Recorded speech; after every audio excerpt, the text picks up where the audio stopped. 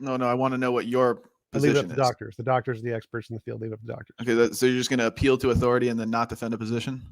No, I'm going to let the experts in the field determine what the cutoff point is, because that's the only intellectual thing to do. Okay, then what's their cutoff point? I don't know.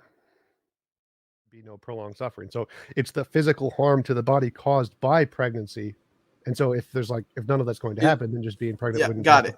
So is there ever a point during a pregnancy where the harm that you're asserting here is not being imposed? The amount to qualify as great bodily harm has a limit, which is determined by the experts. And so, yes, it has a limit. What is the limit? Ask the experts. Like, I don't need to answer that question. You're not real authorities. If they're real authorities, you can. Okay, I don't care. I'll grant you that they're authorities. I'll grant you that they're authorities. What are they saying? I don't need to give you that. If you need to say that they're wrong. This is not serious. This is not serious. Stop. No, you're not serious. I'm not you're not a serious person. Not done yet, kid. I don't care. You're not serious. Come on, kid. Can you mute him for a second? So, hang on. Yes, there's a cutoff point. I don't need to know what it is. You need to. You haven't won the debate. Okay, you're not even explaining your position. Is there such a thing? I don't need. Is there such a thing as a pregnant? After I'm done, idiot. Get a chance. Fucking dumbass. So he's already granted great bodily harm. TJump seething. Hang on, Zen. Mute him.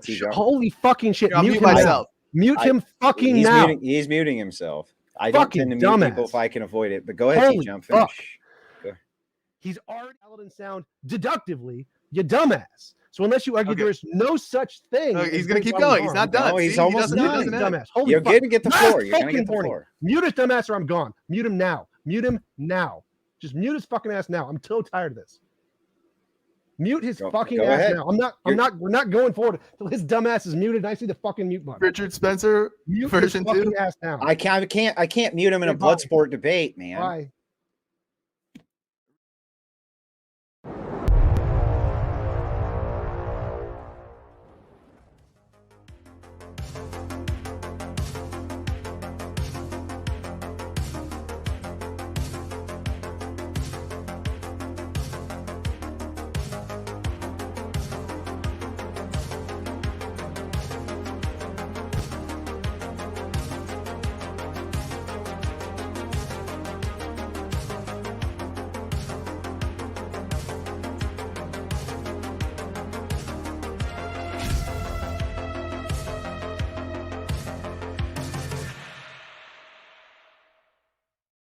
Good evening, ladies and gentlemen, and welcome to the Crucible. Tonight, we've got Zen Shapiro up against TJump. We had to move the broadcast back and up, mostly that the wife is going to be on Tucker Carlson today, so we had to focus on just a couple other things. But the debate is on. I'll be right back with the debaters. Before I want to say to like, subscribe, all of that. Since TJump is a regular on Modern Day Debate, I'm going to shout that channel out too, and I'll try to do my best James impression when we get back, when I introduce the two debaters. So hang tight. We'll be right back.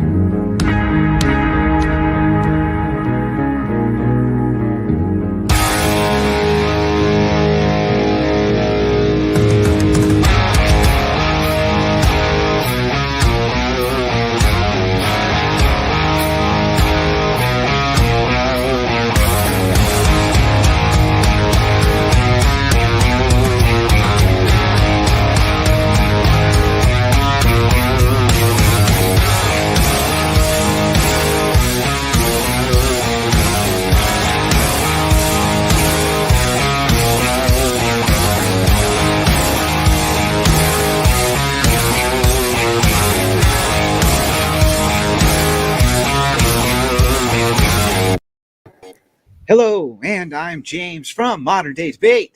want to make sure that you all like, subscribe, share. My voice is a mixture between Captain Kirk and some other doofus. I don't know. First, let's go to TJump. TJump, how you doing tonight? Shout your channel out to everyone where they can find you. I'm TJump. I run a YouTube channel at youtube.com/TJump. I sell bathtubs. You sell bathtubs? Full-time YouTube occupation. I just record myself selling bathtubs on YouTube. Nice. And Zen Shapiro, I know that you don't sell bathtubs, but why don't you shout yourself out anywhere where everybody can find you? You don't know that. You don't know that. But I'm Zen Shapiro. I'm a paleoconservative.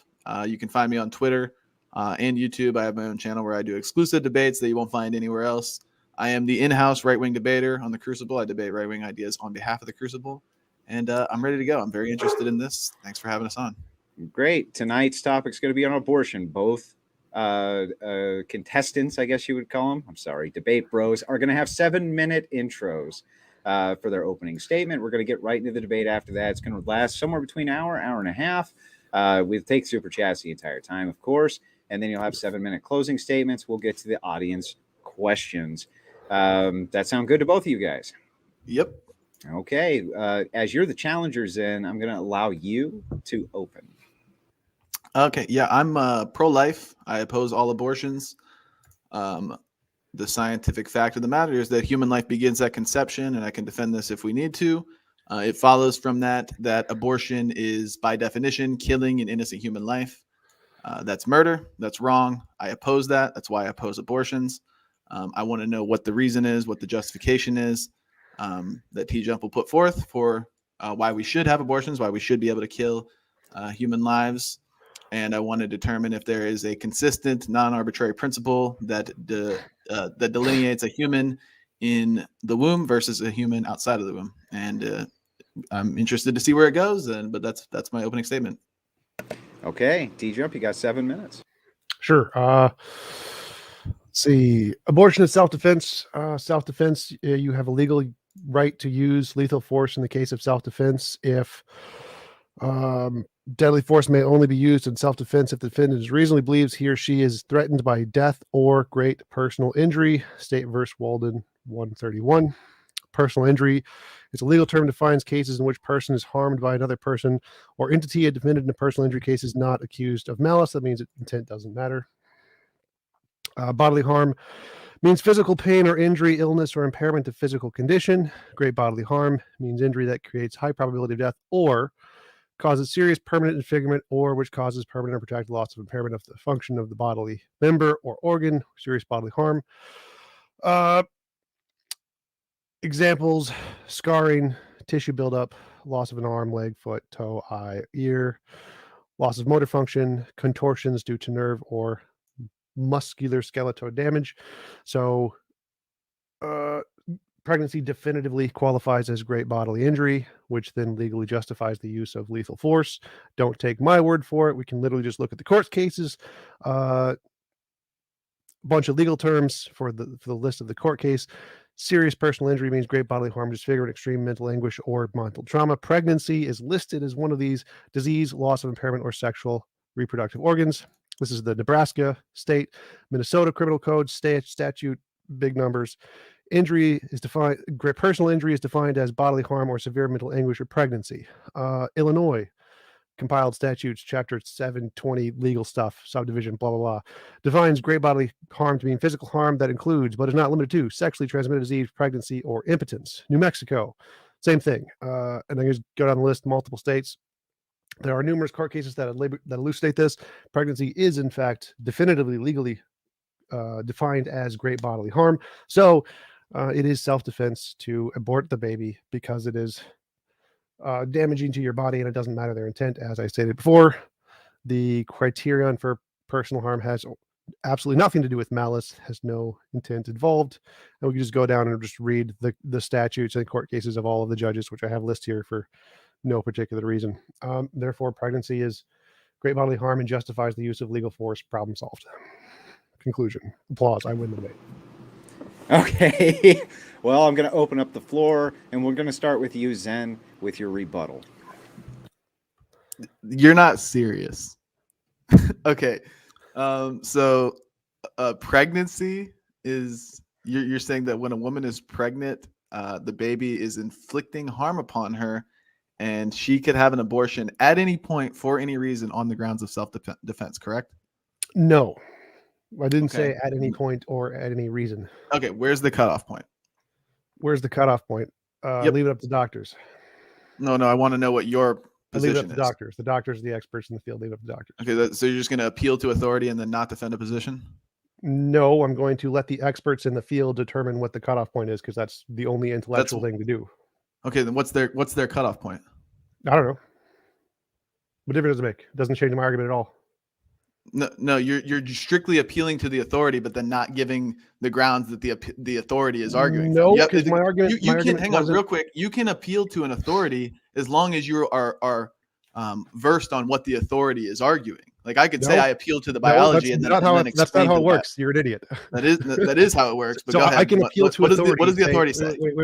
Wait. So I can appeal to authority. Say the quantum physicists know quantum physics. I don't need to know anything about what the quantum physicists say. Like no, you don't. Then you can't argue on the grounds of quantum physics because you don't know anything about quantum physics. Stop. None of that had to do with anything I presented in my intro. So you're going off on some irrelevant side tangent. You brought it up. You brought up quantum physics. No. The part about what is the cutoff point? That's something you brought up that I didn't say anything about my intro. Yeah, well, I want to know your principle. Wait. My argument was pregnancy qualifies as great bodily harm by the legal definition. Great bodily harm justifies the use of legal force in self-defense, which I think is not just legal, but it's morally correct. I think this is the morally correct thing to do. If you are in risk of great bodily harm, you are morally justified to use lethal force. Therefore, women are justified in using lethal force to protect themselves from pregnancy. Okay, but that's what I understand that principle, and I'm just asking: does that principle apply throughout the entire term of pregnancy? And if not, where's the cutoff point and why? You can't just appeal to authority and be like, I don't know. That's not an argument. I didn't say it was an argument. I just said you're an idiot.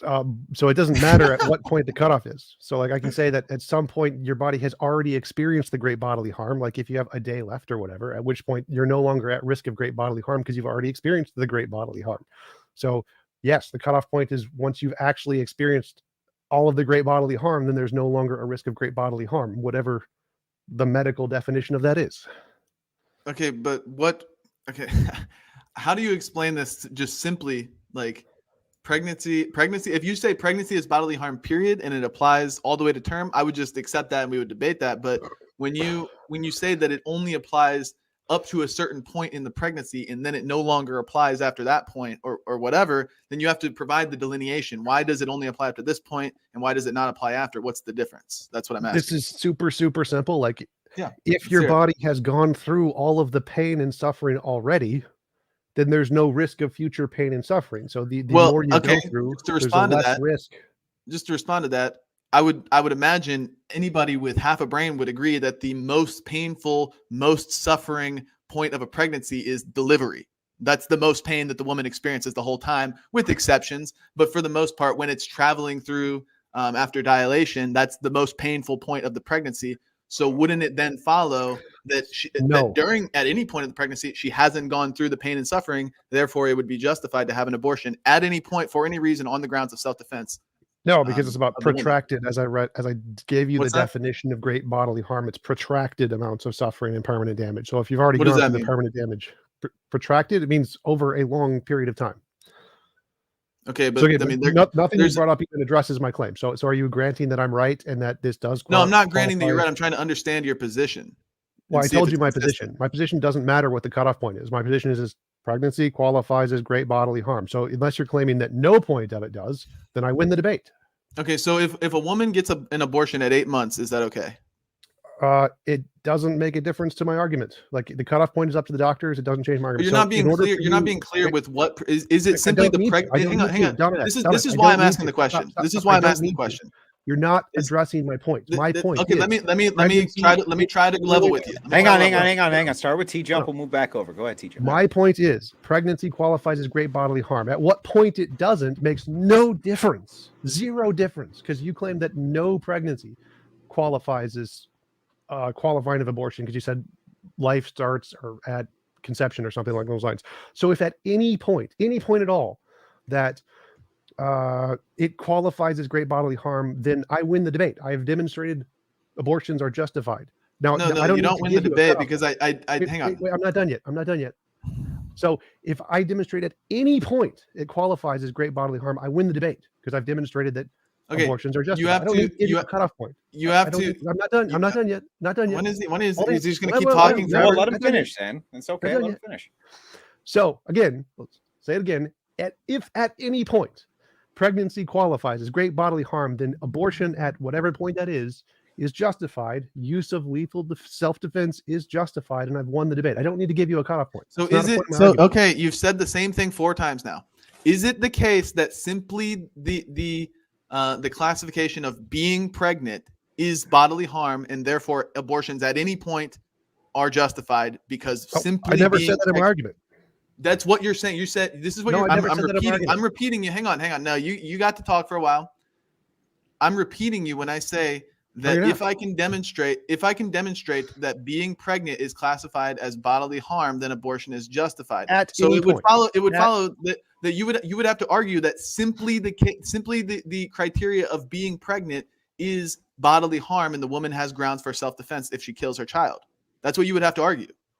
At some point in the pregnancy, not at any point in the pregnancy. These faces he's making. I don't have to give a cutoff point. I have to say at some point, any range of the time of being pregnant regularly with no complications does qualify as great bodily harm, which it does, as I demonstrated from all legal cases. So yes, just the act of being pregnant and with no complications, just being pregnant itself does qualify as great bodily harm. Okay, so therefore, we can talk about that. I just want to make sure you're consistent. So if I am to grant that pregnancy qualifies as great bodily harm, then it would follow that abortions at any point are justified. At any point, all the way up to 9 months. That does not follow. That's literally a stupid thing to say. That does follow. That does follow. It doesn't. If simply being pregnant is classified as bodily harm and you can act in self-defense, repeating yourself isn't going to make it bodily less harm wrong. If bodily harm, if you can justify abortion due to bodily harm, and bodily harm is present as long as you are pregnant, then it would follow that abortion is justified at any point. No, it logically doesn't. So it logically does. No, you're an idiot. So as I said before, if you go through like eight months, Classic almost 9 months of pregnancy, you've already gone through the bodily harm. So the more suffering you go through, the less suffering remains. And so at some point, the amount of suffering remaining does not justify killing the child. How are you quantifying suffering does. How are you quantifying suffering? What? How are you quantifying suffering here? How am I? What a stupid question. You said the representation of the person. They can say, "I feel the longer pain. You're pregnant, the less suffering remains." So how are you quantifying suffering? Because I would argue that the most suffering occurs at the moment of birth. Like what? You don't need to. I don't understand the question. You don't need to quantify suffering. Doctors do this, but you don't need to. You do actually, because you're saying that early on in the pregnancy, there's not as much, or there's more suffering to be had, and as the pregnancy goes on, more suffering has already occurred, and less suffering is left to be had. So, and I don't even know how that follows for your position. That's what you said. So you are quantifying suffering. How pregnancy works. So suffering caused by pregnancy is mood swings, pain, back pain, emotional things, weight gain, stretching, moving of your organs. All kinds of stuff happens in pregnancy. Like, this is not up for debate. Like, I literally just read the statute that said it is great bodily harm. So, I mean, if you don't know what pregnancy is, then that's your problem. Just a quick question here. Sure. If I like, I'm happy to just grant you these things. I just want to see if you're consistent. Like, if bodily harm, you mentioned things like scarring and tissue buildup. So like in the case of breastfeeding, a woman would have scarring and tissue buildup when her child is breastfeeding, when it's outside of the womb. So could she interpret that as self-defense and then kill her child? No. Oh, why not? It's scarring and tissue buildup. Because it's not prolonged suffering. Like, you can stop it. What is prolonged suffering? That's subjective. That's arbitrary. No, it's not. I literally just read. What do you mean by prolonged suffering? It's not subjective. I don't. What do you mean by prolonged suffering? What does that mean? Go read the legal definition. I don't need to. No, why don't you tell me? You can't just keep doing this. What do you mean by prolonged suffering? I read the legal definition. This is not. You're not debating. You're not debating right now. What is prolonged suffering? I don't need to give you a definition there. This is not. You do actually. In order to be good faith here and actually argue on the grounds of what you're of the position you're holding, you need to define your terms that you're using. No, I can just give you the legal. What do you mean by prolonged suffering? Hang on, guys. We got to back this up. I think it's interesting. I've never heard this before. Right? Never heard this defense of abortion before. So I'm literally taking notes here as I'm going. But I want to make sure I have this position down. Essentially, you're making an appeal self-defense for abortion. Yeah, TJump. Yep.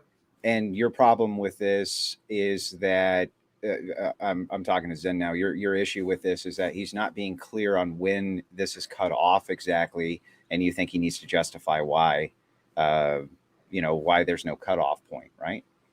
Is that right? Or well, he's asking me the question. I'm asking, what is it? Is it the question I've been trying to get the answer to? Is it precisely that she's pregnant, or is there something within the construct of being pregnant that we are interpreting as self-defense, such as like, I don't know. I don't know what you would be appealing to there, or is it simply just being pregnant?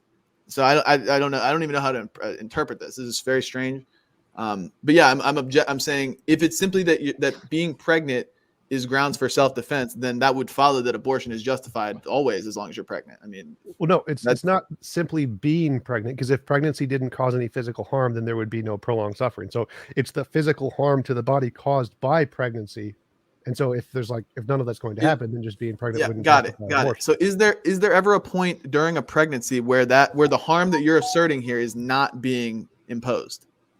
The amount to qualify as great bodily harm has a limit, which is determined by the experts. And so, yes, it has a limit. What is the limit? Ask the experts. Like, I don't need to answer that question. You're not refuting my point. You do. No, I don't. No. Okay, let's ask the experts then. What do they say? What do the experts say? Stop interrupting. Let me finish. I don't need to give you the precise definition. All I need to show is that it qualifies at any point. If I show it qualifies at any point, then I win the argument. You're not okay, but you're going to have to justify it. You can't just say, "Oh, it's what the experts say," and then not stop interrupting.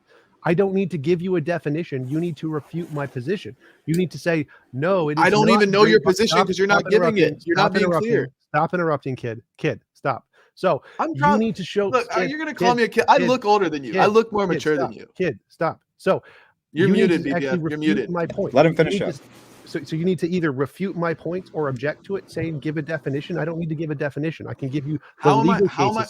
Stop interrupting, kid. Stop interrupting. I can give you the legal cases where they give you the definitions, and you can look them up for yourselves. But I don't need to care. I don't need to give you specifics. What definition are you appealing to? Stop interrupting, kid. Holy shit. Yeah, let him finish. Just let him finish. We'll give you the floor, I promise. All I need to show is at any point this is true. My statement that pregnancy qualifies as great bodily harm, if this point is at any point correct, I win the debate. I don't need to give you precise definition. What definition are you appealing? Wait, let him finish. Let him finish. Let him keep saying the same thing. I know, but let him finish anyway. Mute him so I can finish, and then we can. I'll mute myself. Yeah, just chill out for a second. Let him finish. So, as I said, my opening point was pregnancy qualifies as self-defense because it qualifies as great bodily harm. Which premise of that do you reject? Asking me to give you a definition doesn't help here for what specifically you want. All I can say is the sufficient amount of pain of the process of pregnancy qualifies as great bodily harm. And the courts say it's something like the first or second trimester, depending on states. I don't know. Different states say different things, but it's definitely, they do say that pregnancy does qualify as great bodily harm. So unless you reject that premise, asking for a definition doesn't do anything. It just means I win the debate. So you have to reject one of the premises of my argument, not just ask for further specific definitions. Okay, Zen, you can respond, man. Floor is yours. There's no way for me to actually attack your position if you're not willing to disclose what you are saying. When you assert a position and there's a word that you use or a phrase that you use in that position, like bodily harm or self-defense or whatever, and your opponent says, what do you mean by that? You can't just say, oh, it's up to the experts. At that point, you have to say, it's up to the experts, and this is what they say. And that's what I'm asking you. What is the expert definition of what bodily harm is and how that applies in the case of pregnancy? Which premise in my argument does that refute? I'm just trying to establish what your argument is. It doesn't refute anything. I'll give it again.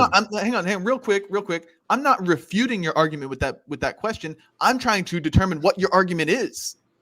Okay. You're not giving it. I'll give it again. My argument is that pregnancy qualifies as use of lethal force for self-defense because it qualifies as the legal definition of great bodily harm, which is a sufficient amount of protracted pain, which I read. So if you want to say, then you have to either say it does not qualify as a sufficient amount of pain, which all of the legal experts say it does, or you have to say that some other argument to say this is wrong. Saying what the specific definition is doesn't matter here. It makes no difference. You just have to say either it qualifies as sufficient pain or not. Got it. Sufficient pain. So how do we determine what the sufficient level of pain is to justify that abortion is self-defense? Why do you which premise does that refute? I don't need to give you a specific I'm not answer, refuting a premise. I'm trying to clarify what your position is. Like I'm like at this point, I'm not even looking for the contradictions or the inconsistencies right now. I'm simply trying to determine what is it. I don't need to give you you're a specific definition. You just keep saying it's all the legal definitions. Oh, the experts say this. And then I ask, what do the experts say? You go, I don't know. Go ask the experts. That's not an argument. You're not debating right now. No, I don't need to provide that. Like, as I said, I don't need to give you the specific exact definition. I can just say it causes enough pain. No, I don't. Yeah, you do. You would need to say it does not cause enough pain. I don't need to give you a specific amount. So, if he refutes it by saying, like, he disagrees with the pain threshold, and you guys haven't established what the pain threshold is, can you refute that? Or yeah, I can say the legal definition has. If you go ask the doctors, they say it does. They're the experts. So you're simply okay. Great. So you're appealing to the authority. What does the authority say? I don't need to answer that. Like if you want to debate, wait. I'm not done. I've heard you. Hang on, real quick. Hang on. Stop. Because I'm trying to follow this too. If Zen says then, because I'm trying to get this right in my own head. So if Zen says then, well, the experts don't say that. Well, I literally just read the court cases where they literally said that. So I mean, what Zen would have to say is the experts are wrong. Pregnancy does not cause a significant amount of bodily harm, which then he looks like an idiot. Or he has to admit that they're right and I win the debate. Like those are his options. I don't need to give a specific definition. No, I want if I just simply say I disagree with what the experts say, then you're an idiot. Well, if you strictly appeal to the experts, appeal to the authority, isn't that a fallacy? Isn't that called an appeal to authority fallacy? No, appeal to authority fallacy is only fallacious when you're not appealing to actual authorities. Stanford Encyclopedia Philosophy Fallacies, Section 9. Idiot. Okay, so I'll quote so, but no, like part of a debate. Listen, dude. Part of a debate. I have no problem actually just appealing to an authority to back up what you're saying, as long as you're able to articulate what that authority asserts. Hang on. As long as you're able to articulate precisely what that authority is saying and how it applies to your argument. When somebody asks the question, okay, you're appealing to the authority, what are they saying? And you're just like, I don't know, go ask them. Like that's just like that's so incredibly bad faith. You're not being informative at all. No, that's not how arguments work. You can appeal to authorities if they're actual authorities. Like I literally just I'll grant you that. Wait, let me respond. Let me respond first. So, as I just quoted, the Stanford Encyclopedia of Philosophy, which is an academic peer-reviewed source of academic sources, the definition of appeal to authority is if they're not real authorities. If they're real authorities, you can appeal. Okay, I don't care. I'll grant you that they're authorities. I'll grant you that they're authorities. What are they saying? I don't need to give you that. If you need to say that they're wrong. This is not serious. This is not serious. Stop. No, you're not serious. I'm not you're done not a yet. serious person. Not done yet, kid. I don't care. You're not serious. Come on, kid. Can you mute him for a second? So hang on. Let him go. Hang on. Let him go. Yeah. So again, my claim is pregnancy causes enough physical damage and pain to qualify as great bodily harm, as stated by the experts. The doctors and the lawyers have a very specific criterion for that. Do I need to know that? No, I just need to know, does pregnancy stop. Does pregnancy cause enough obvious physical pain and suffering to qualify as great bodily harm? The answer is yes. Like, I don't need to give you the specifics of what the criterion is. I just need pregnancy is pretty serious physical harm. I don't need to give you the specifics. This is what your argument is like saying, well, what is a heap? Like, you probably don't even know what the problem of the heap is.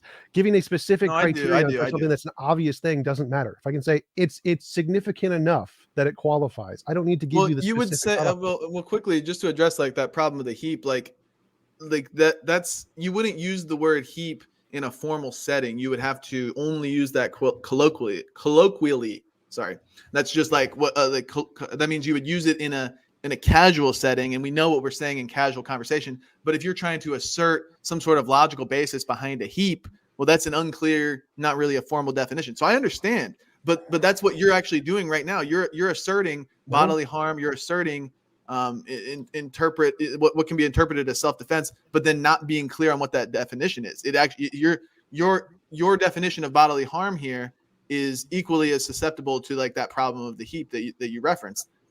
As the heap itself. No. So let me try to explain this to you. So the problem of the heap is that knowing how, like, if you add an extra grain of sand, does it become a heap now? Add an extra grain of sand, does it become a heap now? If you look at a single grain of sand, it's not a heap. It's definitely not a heap. It has to be a sufficient amount. I understand. I know what the problem with the heap is. So if you cut someone's arm off, I don't need to give you the specific definition of great bodily harm to say that's great bodily harm. Causes a lot of pain, permanent damage. Do I need to give you a specific cutoff point? No. So let's that's just move forward. Let's just move forward. So if I can give you an example, I'm not done yet. If I can give you an example of something that causes significant bodily harm, I don't need to give you a specific definition of great bodily harm to be like, yeah, that's great bodily harm. Pregnancy is, without a doubt, obviously great bodily harm, like cutting someone's arm off. I don't need to give you a specific definition. You just have to be not an idiot to recognize this. It causes a lot of great bodily harm. If I took a bowling ball, shoved it up your ass for 9 months, yes, that is great bodily harm. I don't need to give you a specific definition to say it's great bodily harm. You just need to use your eyes. Okay. So basically, this is like he's basically saying, here's the definition, just accept it. Don't dispute it. Even if it's unclear, you have to just accept it. You have to accept that a human being simply existing in the womb is inflicting bodily harm upon the mother. How that is, I don't know. I'm just appealing to the experts. They say it's bodily harm. Why do they say it's bodily harm? I don't need to know that, but you need to accept it, even if it's unclear. This is the most bad faith argument I've ever heard in my life. This is insanity. So that's not what you said. Okay, I can agree that cutting off somebody's arm would be inflicting bodily harm upon them. You're causing them pain, you're causing them suffering without their consent, and you're willfully inflicting that upon them. But the human in the womb is not actively doing anything. They are simply existing in a place where they actually don't even have the option to leave, even if they want to. They're not consciously committing anything. So remember, at the very beginning, I read. Go ahead. Or at the very beginning, I read that malice isn't a part of personal injury suit, so intent is irrelevant. That makes no difference. Zero difference. So intent is completely irrelevant. Doesn't matter if the person intends to cut your arm off, or it's an accident, or they're having an epileptic seizure. It does. It does matter. I literally read the legal definition at the beginning. Malice is not a part of personal injury. No intent matters. It's justified self-defense. Intent matters. No, it doesn't. I literally just read the legal case at the very first sentence I said. Malice is, I'll do it again. Let's go back and prove Zen Shapiro just doesn't know how personal injury works. Let's do it. Personal injury is a legal term that defines cases in which a person is harmed by another person or entity. A defendant in a personal injury case is not often accused of malice. Okay, but we're not talking about personal injury. We're talking about self-defense, justified self-defense. Okay. So like I agree. Real quick. I agree. I could inadvertently drop a glass and it could fall on your head without my intent. One sec. But if I throw the glass at your head, I've intended to do that. Wait. So my argument was, pregnancy qualifies as self-defense, use of legal force, because it qualifies as great personal injury. The second half of that is personal injury, and personal injury is a legal term that defines cases in which a person is harmed by another person or entity. A defendant in a personal injury case is not accused of malice. So okay, great. Personal. So then we're back to square one. Injury. Own the consequences of that position. Just real quick, own the consequences of that. Pregnancy, to use your words, pregnancy qualifies as great personal injury. Yes. Pregnancy. You're pregnant at 9 months in the womb. 9 months after conception, the woman is still pregnant. Is great personal injury still occurring at 9 months in the womb? So saying pregnancy causes great personal injury means the entire term, the whole 9 month term, like whatever, that whole thing counts as great personal injury. Getting it? Now, at some point, it may not. At some point, there's some limit. Doesn't matter what that is. It does matter what that is. In order to argue your position, yes, it does. No, it doesn't. So again, how does my argument? Which premise does not follow from or which conclusion does not follow from the premises? Yeah, depending on where you place that marker. Premise one, pregnancy causes great bodily harm. Premise two. So again, hang on. No, you just asked. I apologize. I don't mean to interrupt here. So pregnancy means the entire 9 month term, the cumulative amount of pregnancy, the whole thing, not segments, the whole thing in its totality. Got it. So pregnancy is interpreted as great bodily harm. Premise one.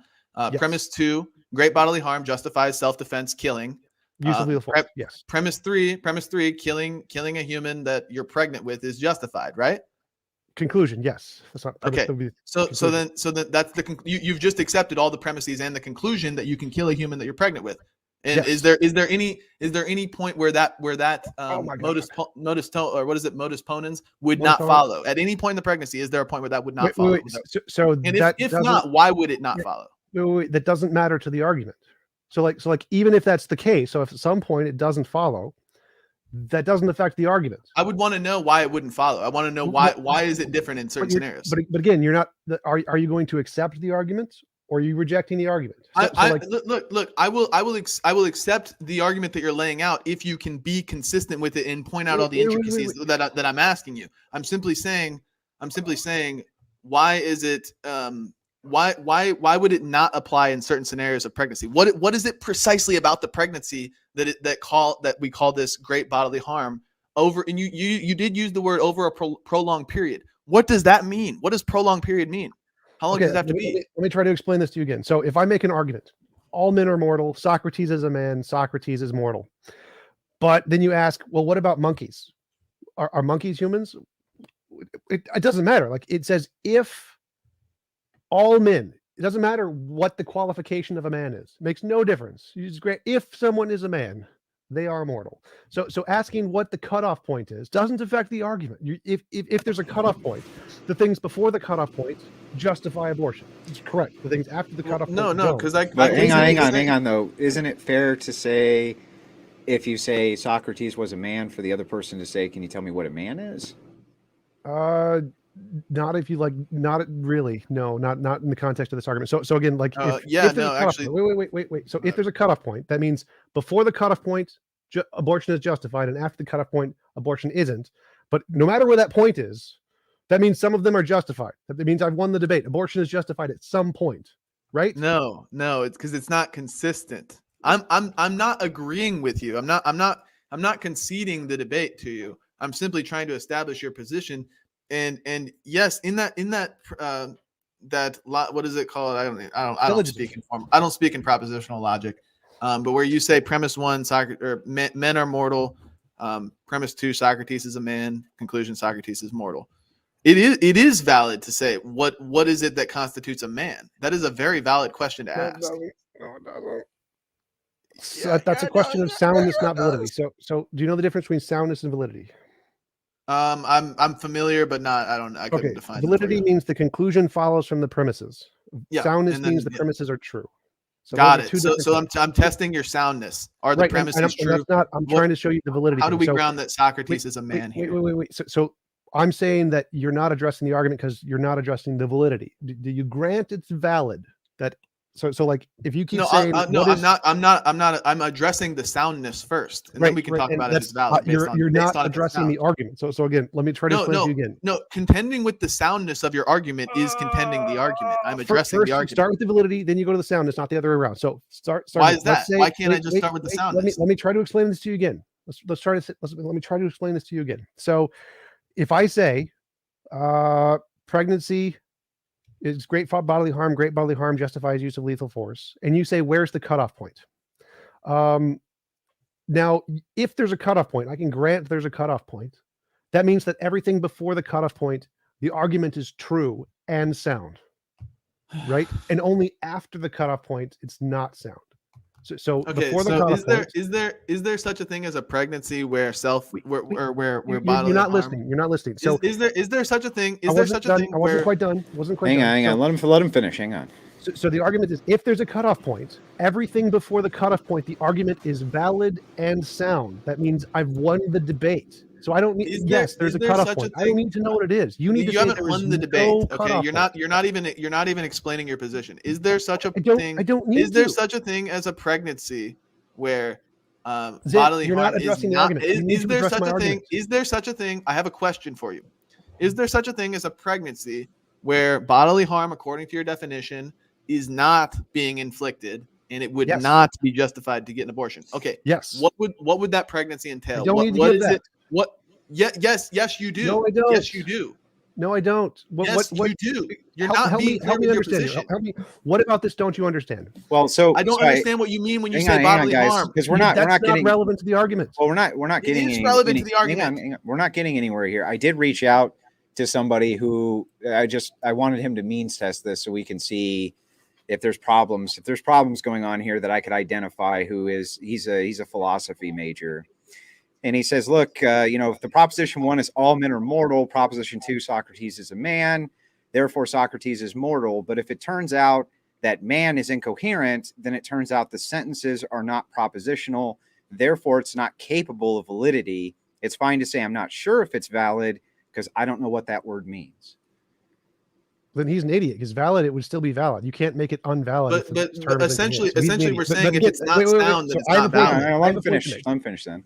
So, as I said before, if at any point, if there's a cutoff point, that means I win. You can't say I'm wrong if there's the cutoff point or not. Not if your argument is not sound. Well, he's saying not propositional. So no. Stop. Yeah. No, because if there's a cutoff point, everything before the cutoff point, it's sound and valid. Okay. How do we ground that it's sound though? What does it mean when you say you have to ground bodily harm? You have to ground what a man is. Cutoff point means like after the cutoff point, it's no longer great bodily harm. Before the cutoff point, it is great bodily harm, right? That's the cutoff point, right? Yeah, I want to know. So how do you ground it? How do you ground it prior to this? Hang on. Let him finish for a second because I want to hear this. I do. How do you ground why it's sound prior to the cutoff point, and what is the difference after that cutoff point? Why is it no longer sound? The cutoff point doesn't matter. Remember, so if it's sound before, unclear position. I'm trying to explain basic logic to you here. So if before the cutoff point it's sound, then I don't need to say anything about after the cutoff point. I can say everything before the cutoff point. Abortion is justified by great bodily harm. I don't care what's after the cutoff point. I've just proven my point. What is the cutoff? How? I don't. The cutoff point doesn't matter. If it's anything after day 1, there are legal. It does matter for abortion. You're an It idiot. does matter. Like how do you not understand this? Cutoff point. Because you're being unclear. 50-50. The first 50% of abortions are justified. I win the debate. It doesn't matter where the cutoff point is. But you have to justify. No, I don't. How do you not understand this? This is basic logic. This is insanity. You are not good. Yeah. Well, so what he's saying is that if it turns out that it's not a proposition, because all arguments as sets of propositions can be sound. They can be valid arguments, but still be incoherent. What the philosopher is a dumbass. He knows nothing of what he's talking about. I'm going to take a wild guess. So the guy in your comments is dumb. He has no idea what he's talking about. Don't bring him up again. You have to address my argument. My argument here is that if there is a cutoff point, I can just grant there's a cutoff point. Everything before the cutoff point, I win the debate. You aren't grounding it before the cutoff point. You're not establishing that your propositions are sound. You're not establishing that because you're not defining the terms that you're asserting. You're so stupid. All you're doing is calling me stupid, and I'm telling you why your position is unclear because you're not defining the terms that you're using. Do you understand that? I'm literally explaining to you what you're saying. I'm literally just laughing at you. Dude, you're an idiot. You're an idiot. Oh my God! You're projecting your incoherence onto me to make me look bad. So if you say, unless you say there are literally, like, to use the example of Socrates as a man, unless you're saying there are literally no men, no one is a man. As long as you grant there is a single man. That's not what I'm saying. Stop interrupting. I'm simply asking you. Stop interrupting, kid. Holy shit! If you grant that there is a single man on the planet, then the argument follows. The argument is true. It is valid and sound. The only way to say it is not is you have to say no, it wouldn't be. You would have to ground. Men. You would have to ground. This is what you would have to do to validate that argument. You would have to ground what a man is and how Socrates meets that definition in order to justify that conclusion that Socrates is mortal because he is a man. Obvious. You have to argue there are zero men. Unless you argue there are zero men, if you grant that men are a real thing, I win the debate. No, your conclusion is that Socrates is mortal because Socrates is a man. So I don't understand that. Like, what if you didn't know what a man was? What? It doesn't matter. So if you grant, like, do you not know what pregnancy is? Have you never heard of pregnancy? Are you ignorant of what pregnancy is? Well, no. That's not what I mean, though. I'm just saying. No, that's what it is.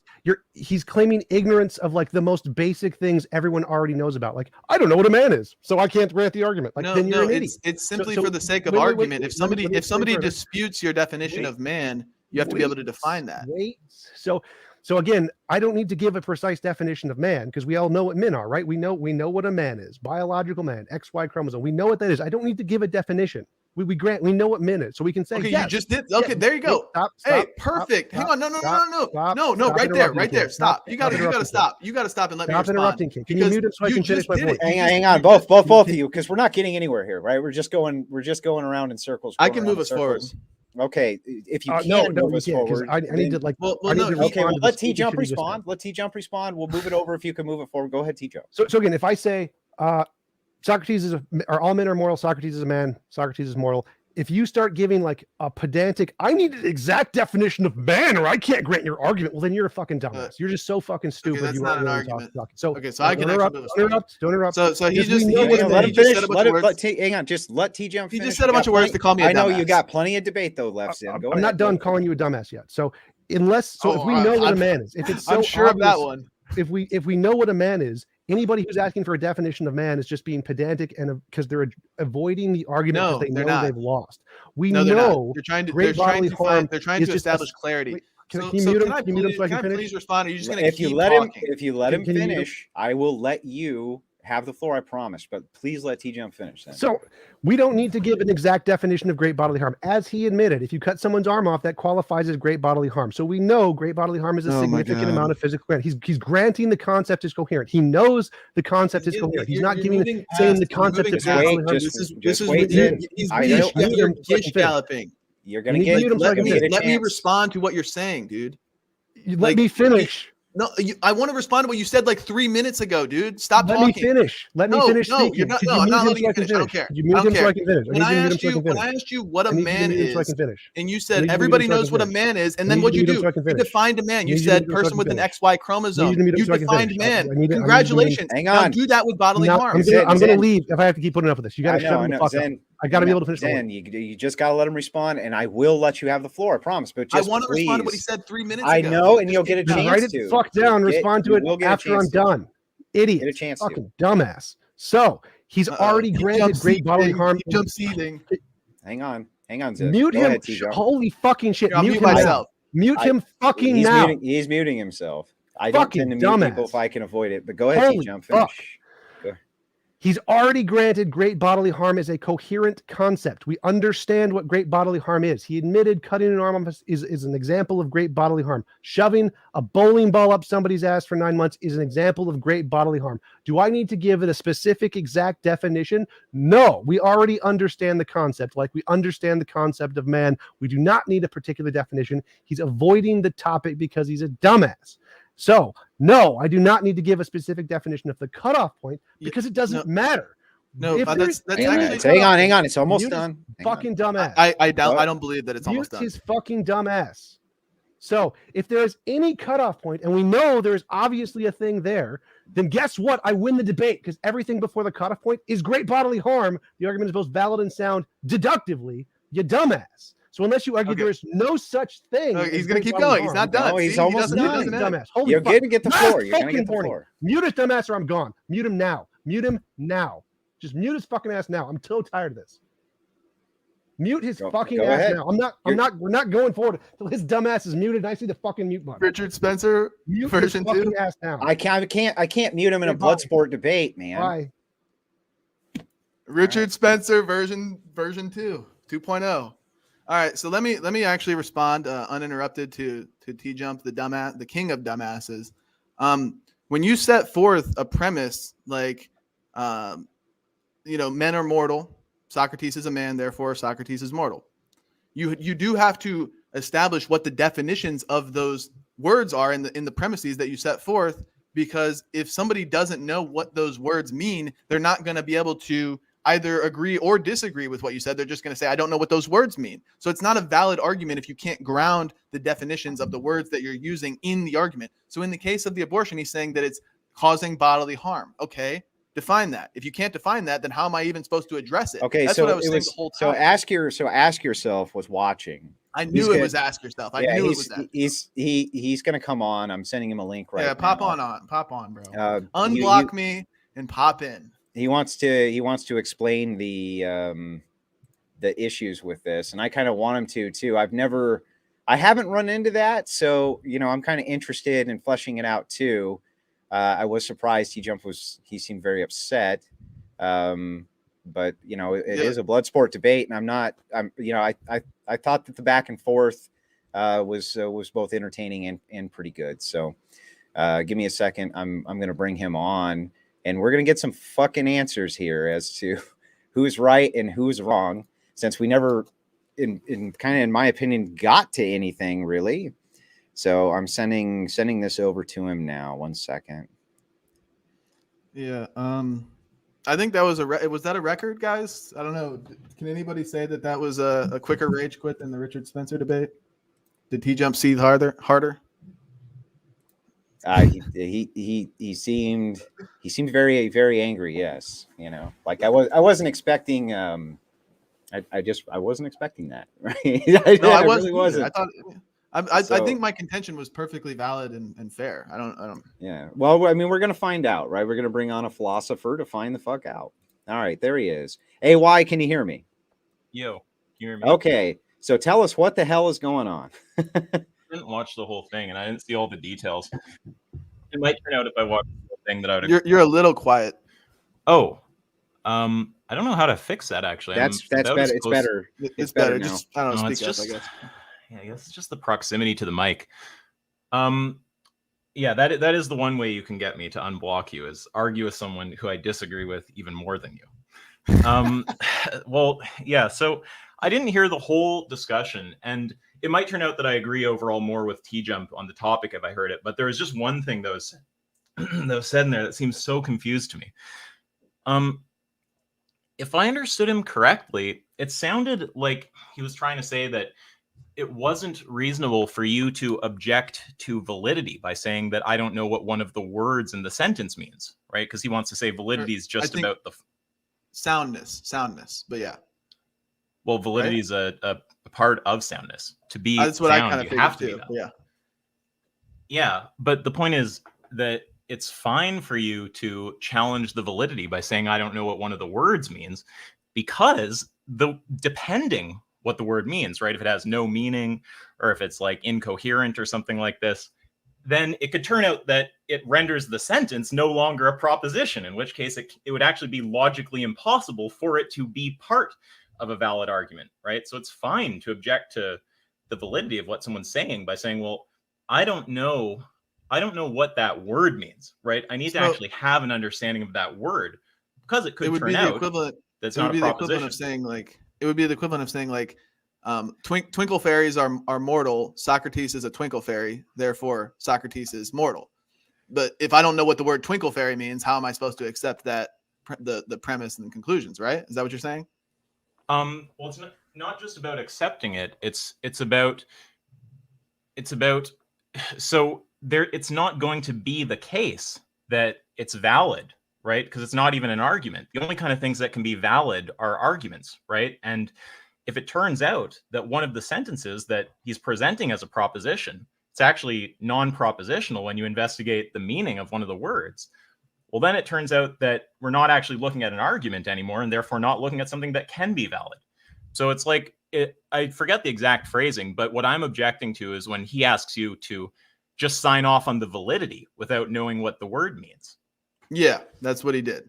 And that's what I was contending with. That's exactly what I was contending with. Someone might ask you, even in a religious context, you might disagree with this. Actually, no, you won't, because you could agree that someone could make an error like this or something without actually saying there's something false about religion. Someone could make like some version of like the Kalam argument, and they could equivocate on cause, right? And you might say, well, look, before talking about what any of the words mean, just tell me, is the argument valid? It would be fine to object to that, right? By saying, well, because I would say I don't know what causality is. Right. Yeah. And the reason is because you have two propositions in that case that use cause. And if it turns out that cause is being used equivocally, which you need to know the meaning of the word to know, well, then they can't be represented with the same propositional variable, and you're not going to get a valid argument, right?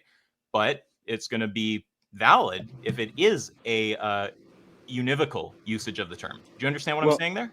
Well, yeah, I got you. I don't know if the audience will. That was a little autistic. Well, Daily Rice asks for $5. He says, ask yourself, TJumps was probably assuming that they both agreed on the definition for bodily harm in his opinion. I wasn't talking about. I don't even know what the bodily harm stuff is about. I thought it was about the definition of man or something. But well, he used that as an analogy. He was saying so. His argument for abortion basically is that pregnancy causes bodily harm. If bodily harm is present, it's justified to kill in self-defense. Therefore, abortion is justified. Essentially, that was his argument. And he thought he was essentially just telling me to agree that we know what bodily harm is and that it applies to abortion. And I'm sitting here disputing it. Like, how does it apply? I asked him I was exploring if there were cutoff points to determine precisely what bodily harm meant. That was my intention behind it. And he was, I think this guy's right that he thought we just agreed on what bodily harm is and that he just wins the debate. So I don't know, and I couldn't comment on any of the details, and none of it really matters for the point I'm making, right? It could be bodily harm, it could be sausage, it could be any term, right? It's just the only point is just that it's fine if someone gives you an argument to object to the validity of the argument by saying I need to know what the words mean that you used, right? Because we can just see this obviously, right? Say that one of the terms, once you clarify the meaning, it renders the sentence non-propositional. Well, then there's no way you're dealing with a valid argument because valid arguments are composed of propositions. Or say that once you explore the meaning, like in the case of someone who's equivocating in the kalam, right, on cause, right? Say that once you explore the meaning, they're using the word cause differently. And it turns out you have to represent those two propositions with different variables. That can affect whether the argument's valid, right? So it's just wrong to say that someone can't object to validity by asking, by saying that they don't understand what the words in the sentence mean.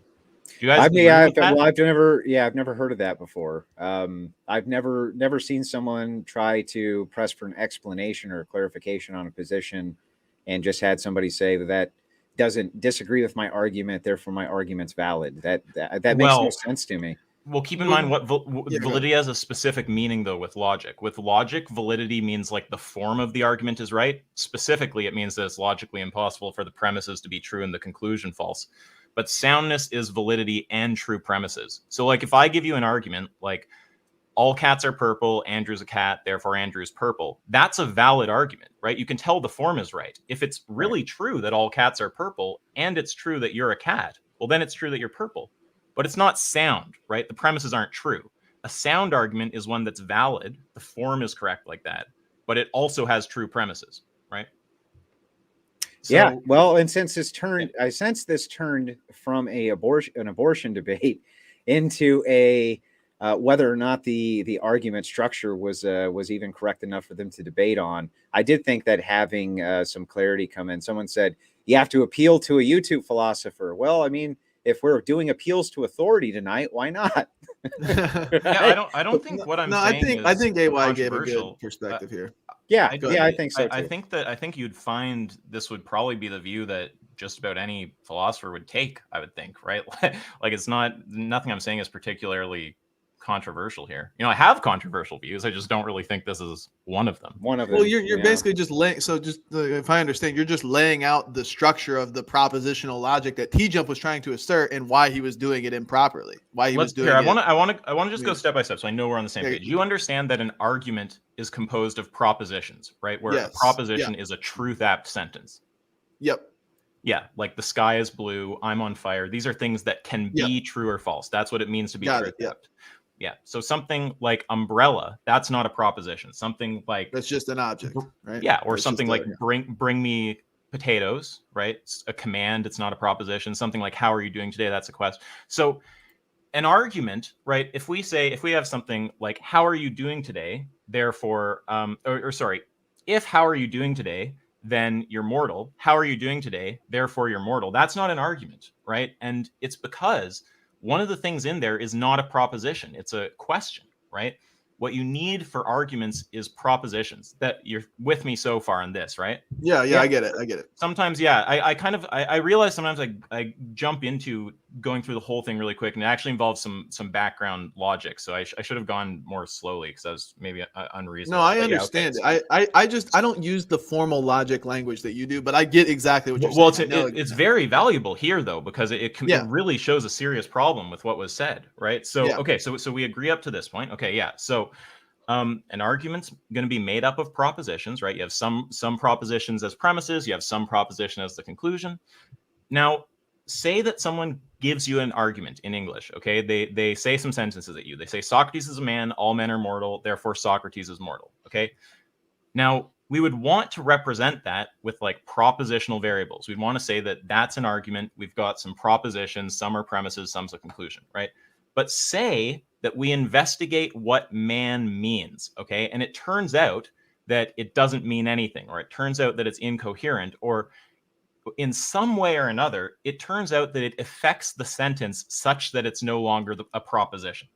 You with me so far? Yeah. Yeah. Yeah. Okay. In that case, do we still have a set of propositions like an argument? Not a coherent No. one, right? Not a coherent. No, we don't have a set of propositions. We have something in there that's not a proposition anymore, right? If man turns out just being incoherent, then Socrates is a man. That's not a proposition, right? What the fuck are we even talking about there? Proposition is something that can be true or false. If one of the terms is incoherent, it's not something that can be true or false, right? So yeah, that's basically the idea. Then once you understand that in virtue of the meaning of the terms in the sentence, it could turn out that the sentence isn't propositional. Well, then you just realize that it's not fair if someone objects by saying, hey, I'm not sure what those words mean. It's not fair to say, well, look, just tell me if it's valid or not, because the validity, whether it's even capable, like logically capable of being valid, depends on what the terms mean, right? Yeah, I agree. I mean, I also don't think, I think you're right when you say this is not an uncontroversial take.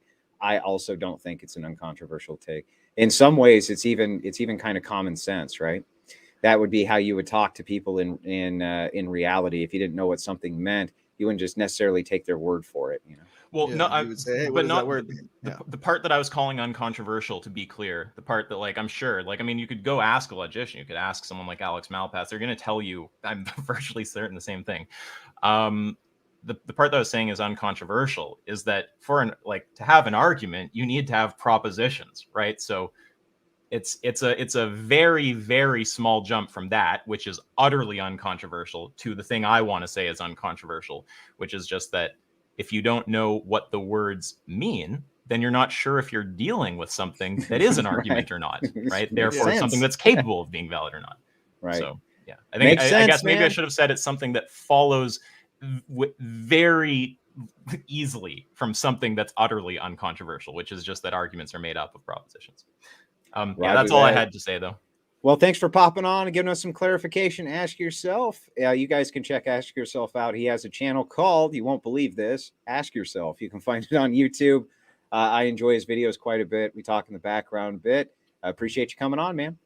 Yeah, no problem. And I'm happy, obviously, to explain that to TJump also. Okay, all right. Bye, guys. Gotcha. Bye. Yeah. So let me get through the super chats before you go, please, Zen. Steve Moraney for $5 says, Tom hasn't read The Myth of the Rule of Law. He doesn't seem to get the relationship between what's legal and what's ethical. This is low IQ. This was a really bizarre debate. We didn't even get to that. We didn't like. Yeah, I did want to at some point address, like, is it simply the case that if it's legal, it's ethical or whatever? But we didn't even get to that. But I did have plans to address it at some point. But yeah, this guy's. I mean, yeah, you're right.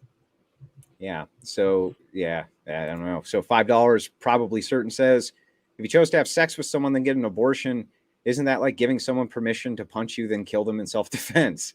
Essentially, except it's actually giving someone permission to punch you and then killing somebody else in self-defense, because the baby didn't actually do the punching. The baby is the innocent human here, right? So, yeah. So I don't see any more. Before we go, though, I'm going to give the crowd an opportunity.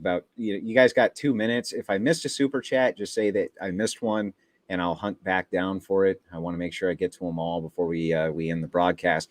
Obviously, this debate was a little shorter than you normally see on the Crucible. There was nothing I could do about that. What's up?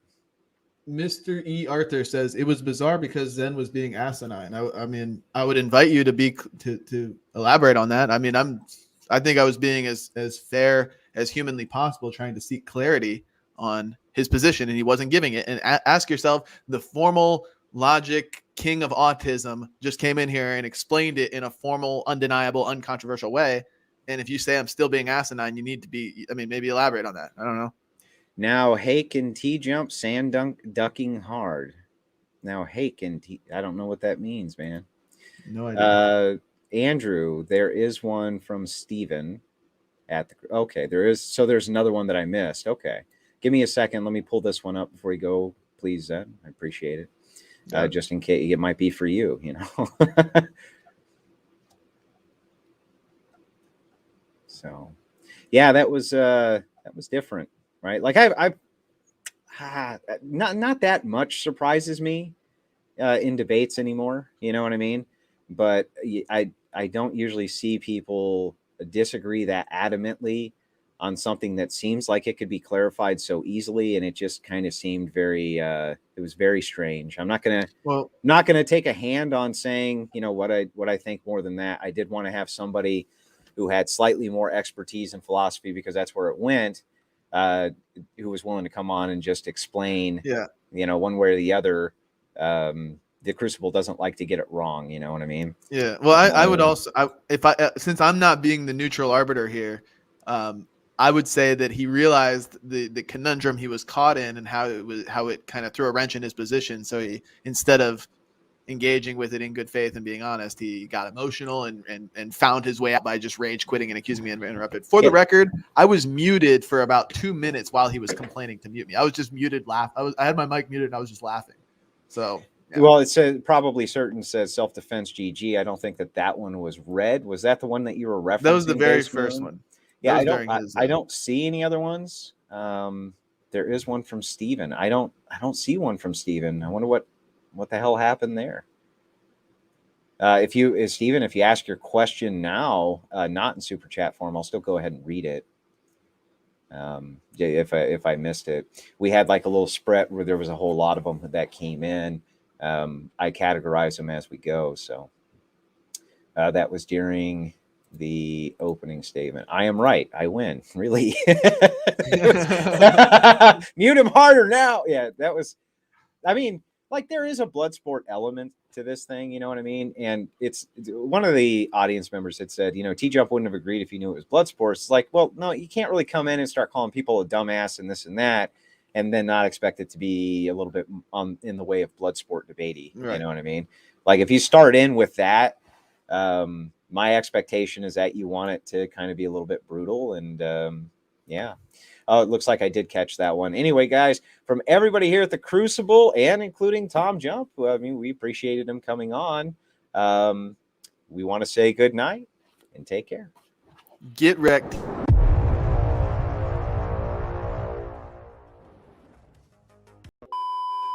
Right, that's what I'm referring to. It's a on and off path, basically.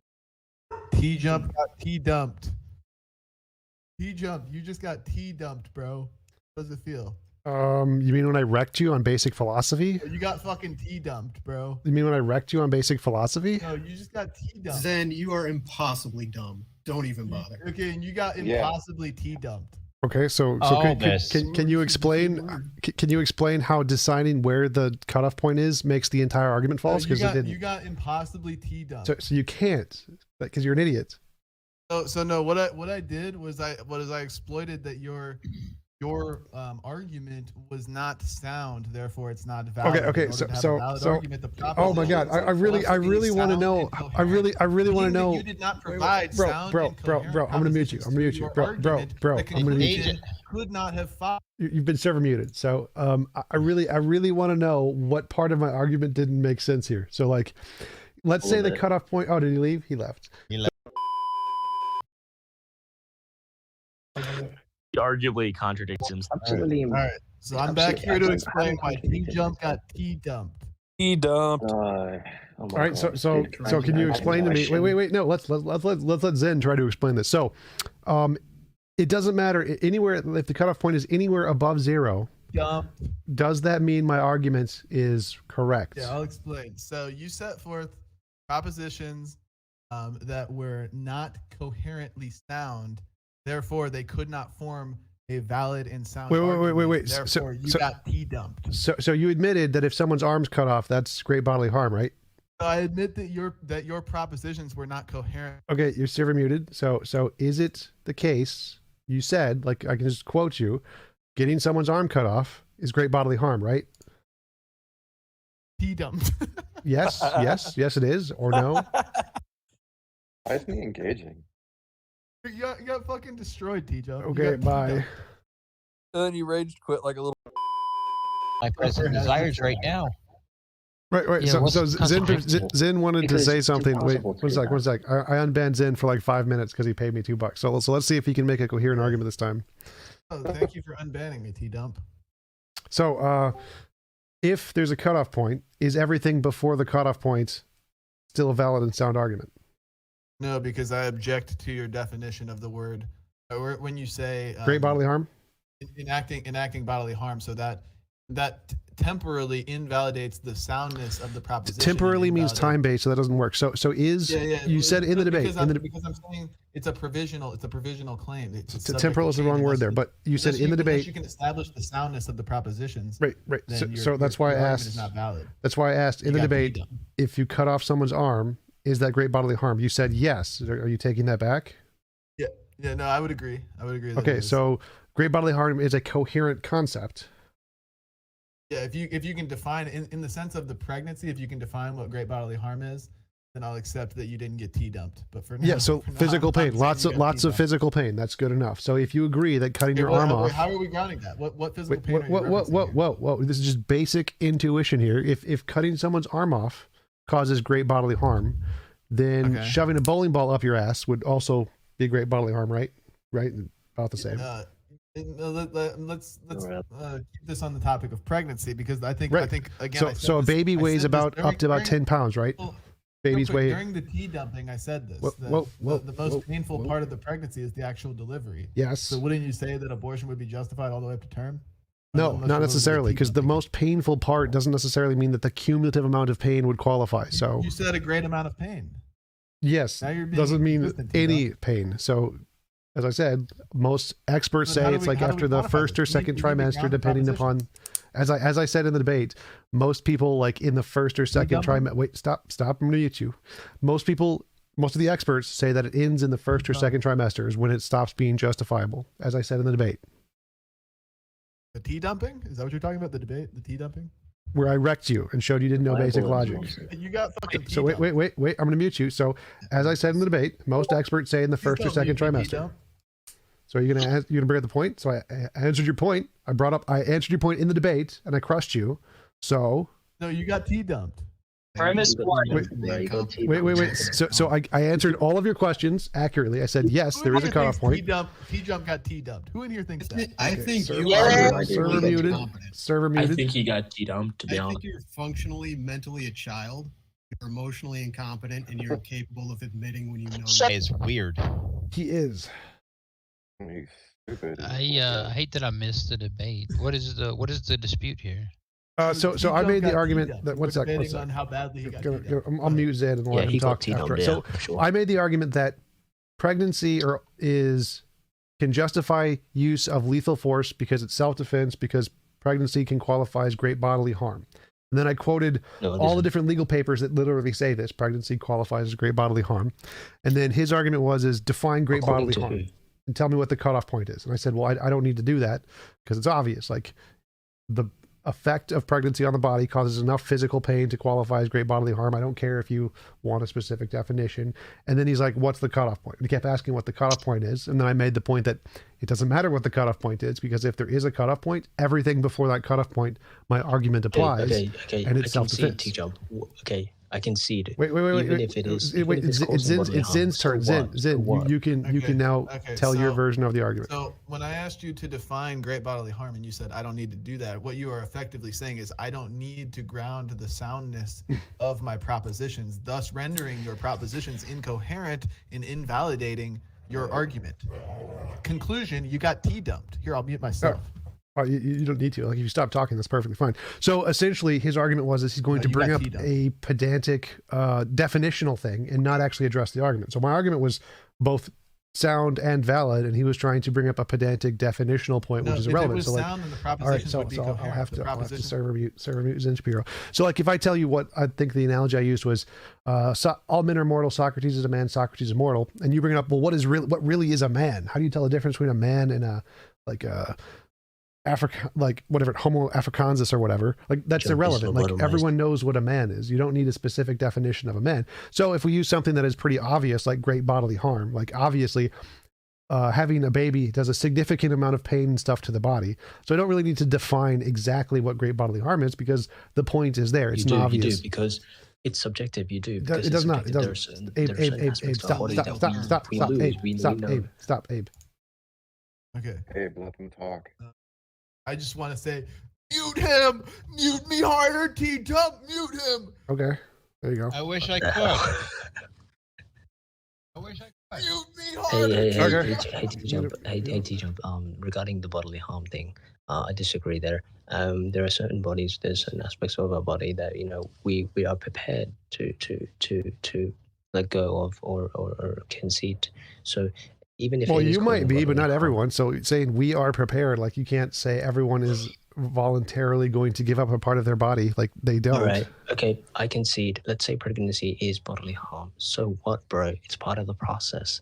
And even if it's a natural fallacy, who gives a shit? Well, if it's a naturalistic fallacy, that means that you can't use it as a justification. That would be. Okay, so what's your solution then? Do you want babies to be born out of these pods, these technological pods? Technically, yeah, that would be an improvement. Like if we could like take the baby out of the woman and put it into a pod. Everybody listening to this guy, do you guys not hear? Hold up, Abe.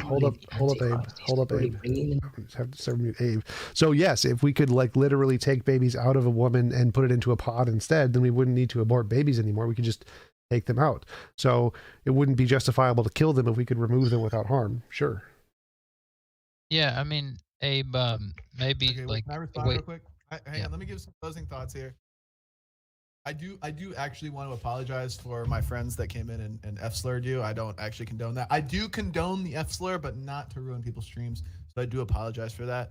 Sure, no problem. But Abe, you bring up a really good point. How the fuck can anybody listen to this guy? He literally advocates for the metaverse and babies being born in pods because he doesn't like nature and taking personal responsibility. Therefore, TJump got T-dumped. I'm out. Mask off, I promise they don't help. If I saw my son in the dress, then I'll go and get my belt, look in the mirror, and tell me what you think about yourself. You need a safe space? Sorry, I don't care about what you feel. I'm about to break the meter. Two-way got my heat up. Hey, I don't wear Nike, I only rock the